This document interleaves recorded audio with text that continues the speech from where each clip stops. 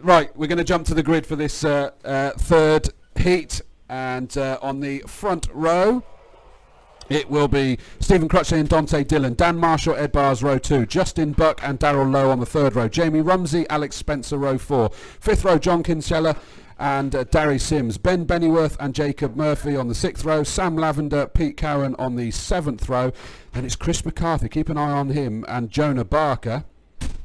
I jumped ahead again then because I knew I was falling behind, sorry about that. Tommy Ellis and Max Tyndall, Sam Massey and Ross Kamen, and John Maycock bringing up the rear in 21st position. So that's your grid for this, the third heat. Now, what's the key things that I pick out here? Certainly Chris McCarthy down there in 15th. Darry Sims, that's interesting, down in 10th position. I think the key one that I reckon is going to win this one, Dante Dillon starting in 2nd position. I think that's my gut feeling of where the victory may well come from. If he can just make that count at the start, so we'll keep an eye out for Dante Dillon. The kart number 2, he's got a great big GoPro on the top of his helmet there, and he's got yellow and black overalls on the front row. We just got the last few still back on the back straight there as they're being released to come round to the back of the grid, and if they do it quickly, get themselves into the right position quickly, they don't hang about for very long, to be fair, assuming that we're not going to get any kind of false start. Sorry, I don't know whether we had a struggle for the volume there. I had the mic on a different setting there. I don't know whether that's a lower volume level or what, but hopefully you can hear me properly now.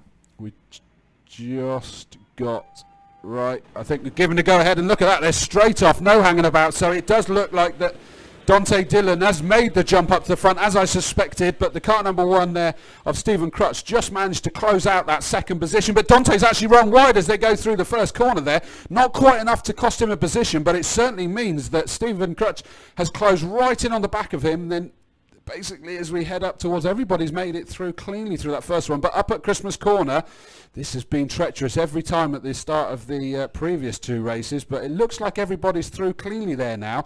Maybe it's just getting a little bit more grip out there in some way or another. Dante's still in the lead. I thought he was going to be challenged as he head down towards the Ashby right-hand hairpin there, but not quite able to. Oh, we got a few spinners there on the apex of Ashby that's just turned into bumper cars for a second there as they all came down the hill towards that tight hairpin.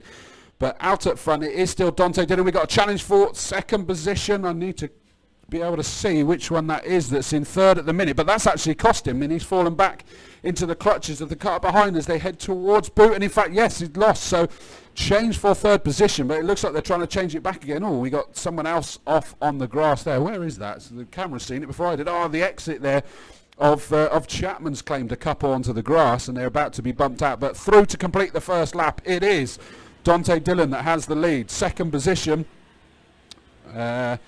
Stephen Crutch, Ed Bars in 3rd position, Dan Marshall 4th, Justin Buck, Darry Sims in 6th position, then it is Ben Bennyworth in 7th, 8th is Chris McCarthy. So there we go, I told you that he'd work his way up, he certainly has done that, hasn't he?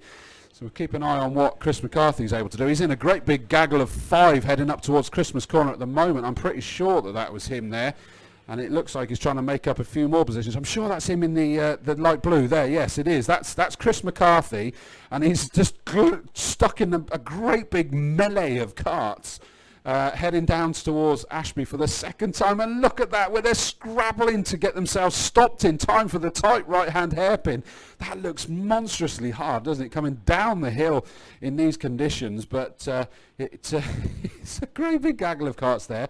1st position is storming away at the moment, so Dante Dillon has got this under control at this stage. We've got a challenge going on for 3rd as they head towards the boot, the left hand of the boot. Oh, and it's just spun round, so we need to check to see which one that is that just got tapped out. He didn't look too happy with that move, and they certainly were side by side as they went towards the left-hander. And we've got a challenge again for the 3rd position. 3 karts absolutely joined together. Kart number 5 was just tapped by 3. So Justin Buck was just tapped by Dan Marshall as they came into the last right-hander, but they kept them in a straight line. But the one that lost out there, I think, was Ed Bars. that was probably a little bit frustrated there. Heading up towards Christmas Corner is our leader. Took a very tight line through Christmas Corner there, Dante Dillon. Stephen Crutch just over 2 seconds behind. Chris McCarthy's back down to 11th, so in that gaggle of karts, he actually lost out on that last time round. We've got another kart off there at Chapman, on the exit of Chapman, just enough on the grass that can't get going, as Dante, our leader, is just going towards the left-hander of Parker before he'll be down to Chapman, where that stricken kart is on the exit, so he needs to make sure that he's obeying the yellow flags, that he's not going to go in there excessively quick. We got 2 of them that had spun up at Christmas Corner there. One's just stuck on the grass pointing away from the circuit. That's going to be challenging for the quad bike to get that one out of harm's way there. Oh, he's managed to roll back himself. That's good. It looked like he'd got caught on the curb in there, but fortunately managed to get going. Through comes our leader, Dante Dillon onto the last corner. This is to complete the 3rd lap. Through he goes. No pressure at the moment whatsoever. Stephen Crutch is 2.6 seconds, so he's just pulled out another half a second on that last lap over second place Stephen Crutch. We've still got 2 3/4 minutes remaining in this race. 3rd, Justin Buck. 4th, Darry Sims. Darry Sims done a cracking job. There's another one that I suspected is moving up. Started in 10th position, is now up into 4th. Sam Massey in 5th, Ed Barr 6th, Dan Marshall, Ben Bennyworth. See, there's no sign of the wooden spoon from last year, is there? Look at that gaggle going through Christmas Corner. Look at that. That's one of them spun out. I'm not surprised. That looked like really tough to try and get that many karts through that tight a funnel up at that part of the circuit. Chris McCarthy's involved in this, and look, and one of them's just run wide there. Oh, you can see punching the steering wheel there, really frustrated, just went in a little bit too hot and just ran wide. He knew that he was being hunted down. He was at the head of that gaggle of karts, knew that they were breathing down his neck, and just had to try and push it as hard as possible, but went in too deep into that corner. Ashby really is tricky, isn't it, by the looks of it today? But through comes the driver that's making it look quite easy at the moment. It is our leader, Dante Dillon, comes through to complete his 4th lap, and that was the fastest lap of the race, 1:19.322. That's a really good lap time in these conditions, and it's put him now 3.2 seconds ahead of Stephen Crutch in 2nd, Justin Buck in 3rd, another couple of seconds down the road. And what has happened with this gaggle behind? I think Chris McCarthy's come through in 9th, so that gaggle is around there, only because he's easy to see from the other side of the circuit in the pale blue overalls and helmet. And in fact, there's the best gaggle, isn't it? What, that's for 1st, 2nd, 3rd, that's for 4th, 5th, 6th and 7th are joined together. 2nd and 3rd, Stephen Crutch and Justin Buck seem to be getting a lot closer together as well. We've got 52 seconds remaining, so they will be taking the final lap board the next time round. And Dante Dillon still sat there comfortably in the lead, is going to start encountering a back marker very soon. Hand up in the air because he's seen the yellow flag as they head towards the boot. A cart was just being recovered from the grass there. As they come through, Dante making his way down towards Pitts Bend. And he's got, actually in front of him will be a dueling battle of back markers that were running side by side. Last lap board does indeed go out, so this is it. It's going to be another 6-lap race for these guys. Dante Dillon, Stephen Crutch, Justin Buck are your top 3 at the moment. Then it looks like Darry Sims and Sam Massey having a fabulous battle there for 4th and 5th, and it looks like it's going to be a change, and it does. It was the old switcheroo there. Sam Massey must have just thrown that up the inside. You could see him almost lining that up for a little while, but is Darry Sims going to try and have a look up in the Christmas Corner? So much going up on the track ahead of them, though. It's going to be tricky, and it's going to be tricky for me to keep an eye on this. As Dante Dillon comes down towards Ashby for the final time, there's a spinner in front of him, but cleared off stage right and left it on the grass at the moment. Rather frustrated looking driver there, I think. But Dante, for the final time, a lot of people were predicting good things from Dante, and I know that they'll be happy. There's a few people saying on the social feed that go Dante and everything. Well, he's certainly gone, and he's going well. He's coming through the boot for the final time with a very comfortable lead, nearly 3.5 seconds over Stephen Crutch. Stephen Crutch and Justin Buck, is that those two joined together, or is that the back markers? I've lost track now. I think that is them that are quite close. But here comes Dante using every bit of circuit available there. Back onto the circuit, takes the victory. It is Dante Dillon taking that win. Second is Stephen Crutchley, Justin Buck in third. And Sam Massey, we saw him make that move, comes through for fourth. Fifth, Darry Sims. Then it's Ed Bears, Dan Marshall, Jonah Barker, Chris McCarthy. And rounding out your top 10 is Ben Bennyworth. So what a fantastic race. Still there's a few of them losing it, even on this final lap. But what an incredible race that was. Dante Dillon, an awesome job. Let's have a look, because I'm sure,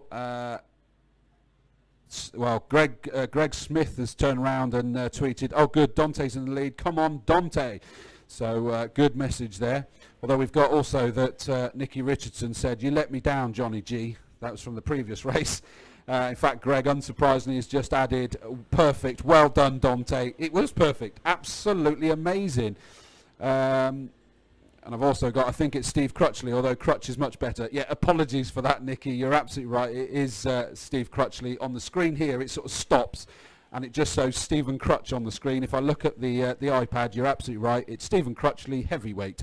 Is the addition that it's got after his name. So thank you. Apologies, I missed that part until it was too late. But Stephen Crutchley, but I apologise if that now means he's going to be nicknamed Crutch forevermore. My bad. But anyway, great victory for Dante. As Greg says on social media, perfect. Well done, Dante. It was absolutely faultless. You can't fault that one whatsoever. He got into the lead and he never looked back. There was no pressure on him whatsoever. Stephen Crutchley and Justin Buck were having a great fight for a lot of that race, as were Sam Massey and Darry Sims in that fourth and fifth. Just backwards and forwards. Fabulous races. And I think the best fight was for the gaggle that must have been for about, I don't know what, eighth backwards. So let's take a brief break and have a look and remind ourselves about what all this good money that hopefully many of you are contributing or have contributed to. Let's see what it's all for. Cancer kills 160,000 people in the UK every year and 8 million worldwide. While survival rates for some cancers improved enormously over the last few years, the outcome for many patients is still very poor. The ICR and our partner, the Royal Marsden, are world leaders in cancer research and treatment. Together, we've developed a new, exciting strategy called Making the Discoveries, our strategy to defeat cancer. We have identified cancer's incredible complexity, its ability to adapt, evolve, and become resistant to treatment as the biggest challenge that we face. Our strategy aims to combat this tough challenge through four main pillars: unraveling cancer's complexity through fundamental research, creating innovative approaches to treatment, developing smarter, more effective and kinder therapies through clinical trials, and finally making it count by establishing these innovative new treatments as part of routine healthcare. To achieve this, we also need strong foundations to support our research. This includes recruiting the best people with the critical skills we need, establishing world-class digital infrastructure and facilities, promoting collaboration and team science, and partnering closely with other excellent organizations. Our new strategy is bold and ambitious, and we believe it will deliver major advances in understanding and defeating cancer.